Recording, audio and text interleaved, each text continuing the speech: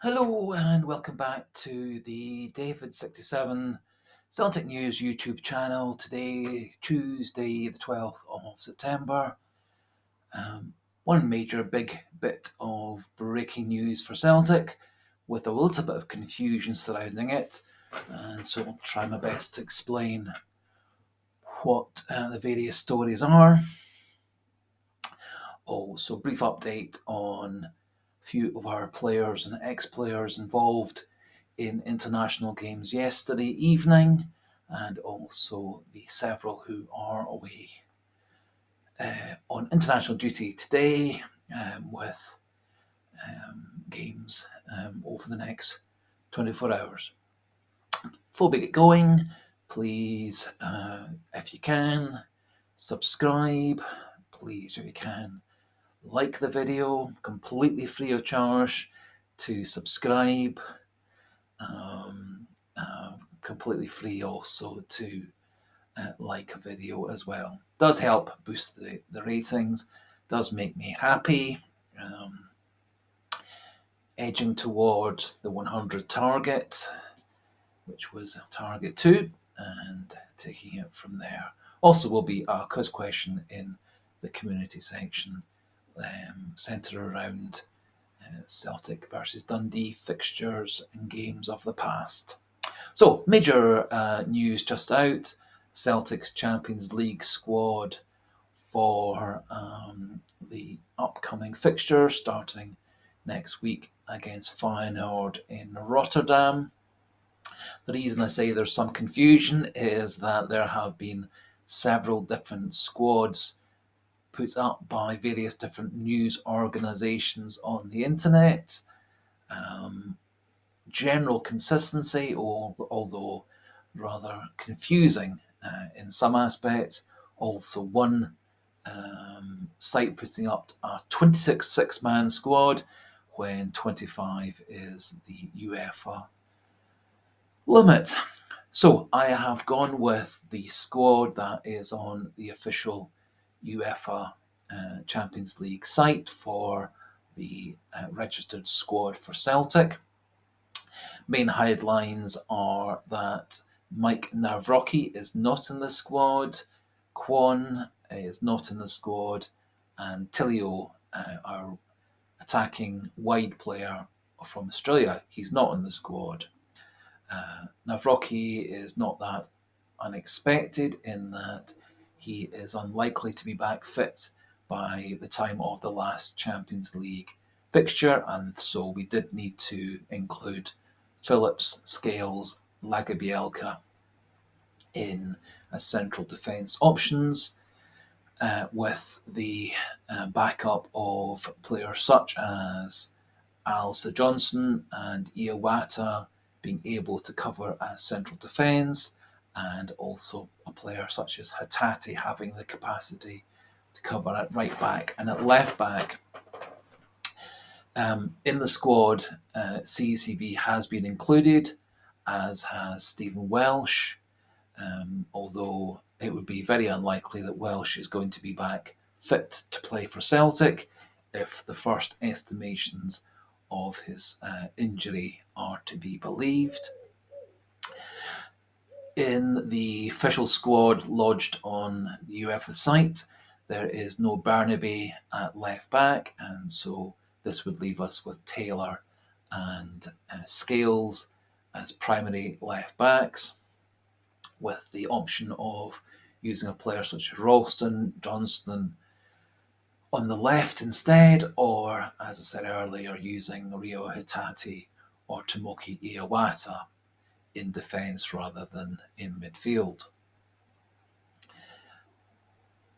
Thus, these and also our goalkeepers are going to be Hart and Bain, with Siegrist left out of the squad.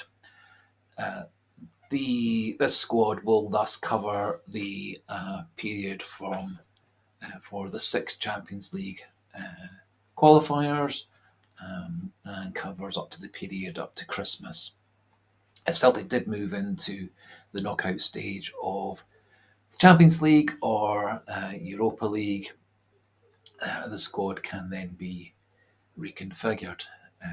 Also important to remember with these squads, there has to be a certain number of homegrown and home trained and national players, which I think explains a couple of the slightly surprising choices. Thus, to read out the squad, our goalkeepers, Hart and Bain. Right back has been Alistair Johnson, Anthony Ralston, Greg Taylor, and Liam Scales at left back, with Scales obviously covering central defence. Centre backs, Welsh, CCV, Nat Phillips, and Gustav Lagerbielke. In midfield, Cal McGregor, Iwata, Matt O'Reilly, Rio Hatati, David Turnbull, Tiago Holm, Odin Tiago Holm, Paulo Bernardo, James Forrest, Yang, and Luis Palma, and forwards, Dyson Maida, Kyogo O, Mikey Johnston, and Lee Labada. I think, as I said earlier, part of this is due to the fact that Celtic have to include homegrown players and home-trained players, which I think explains why Welsh and Johnston and Forrest are in the squad. Celtic do have a slight problem with these numbers and quotas at this point, and may well explain why Tilio isn't in the squad, for example. However, with Palma and Yang and Forrest and Abada and Maeda, we do have cover out wide. And also that, as I said earlier, there has also been some concern regarding Tilio and his recovery from injury. And so he is not in the squad, as is also the case for Nawrocki. And Kwon was also surplus to requirements, as is James McCarthy and a couple of the others in the background. There is also the capacity to bring in younger players, under 16s and 17s, etc. Although Celtic's B team doesn't appear to have anybody who would fit that quota, apart from Rocco Vata at the moment. As I said earlier, also one squad, which is a 26-man squad, did include Bernabei as a left back. A number of the squads which professed to be 25-man squads were 22, 23, 21. And so I think there has been quite a lot of confusion in the news outlets with what exactly Celtic's Champions League squad is. For that reason, I have gone with the consensus opinion and also gone with the squad officially on the UEFA Champions League site, as I'm sure UEFA, in this case, would be the most reliable source. In terms of Celtic players on international duty last night, we had a couple of players coming on as subs in Scotland's 1-0 loss to Spain at under-21, with Summers and McPherson coming on as sub. Starting were two ex-Celtic players who I really wish were still Celtic players. Morrison, who's at Bayern Munich, and Ben Doak, who was let go last season for a rather low compensation figure and has gone into Liverpool's first team squad. The reports are that Ben Doak was Scotland's star player yesterday, playing as the lone striker, but showing a lot of skill, a lot of pace, a lot of ingenuity, and apparently gave the Spanish team a lot of problems and a lot of difficulties. And so it is very disappointing that he isn't still available to Celtic, as that obviously would also have helped with the Champions League squad as well.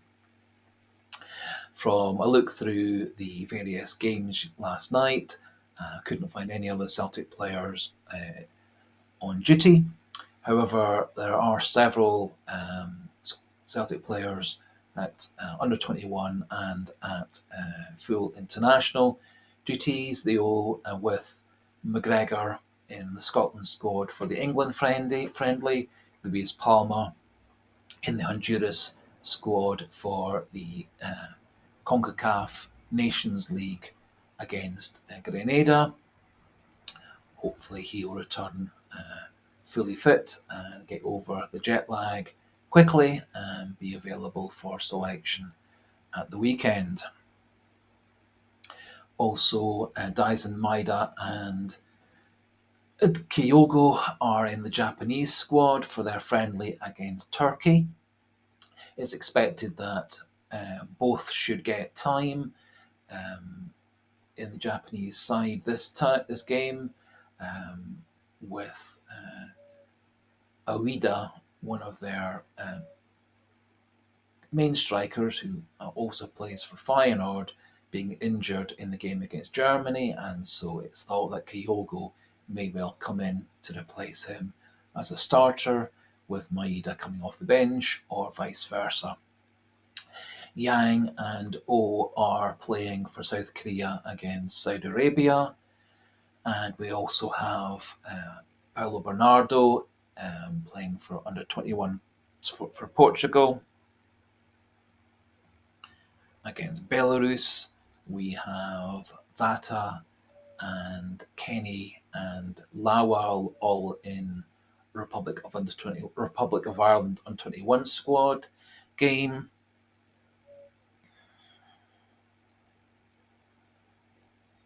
And Odin Thiago Holm will be in the Norwegian under 21 squad, and was apparently a star player in their last under 21 fixture at the end of last week.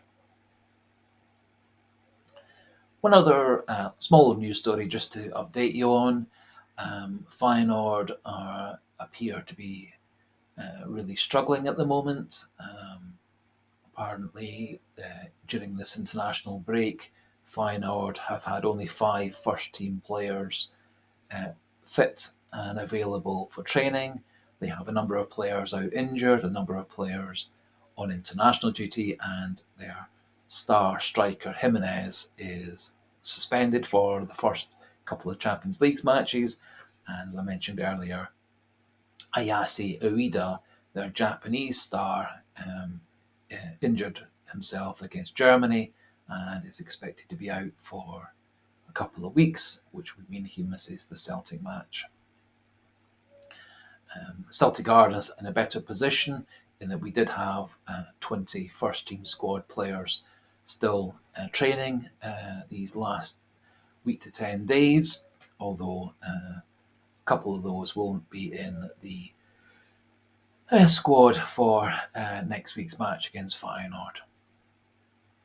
So, main news today, as I said, Celtic's Champions League squad being announced, going with the official UEFA version, so the 25-man squad, and the key players missing from the squad: Nawrocki, who is injured; Tilio, who still seems to be recovering from injury; and Bernabei appears to have been left out altogether, as was the case for Kwon and McCarthy.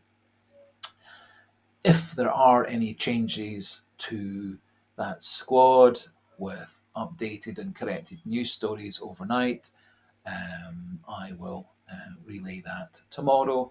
And starting tomorrow, we'll look towards the Celtic Dundee match on Saturday, and also mention of the Celtic women's next match, which is tomorrow evening against Hearts.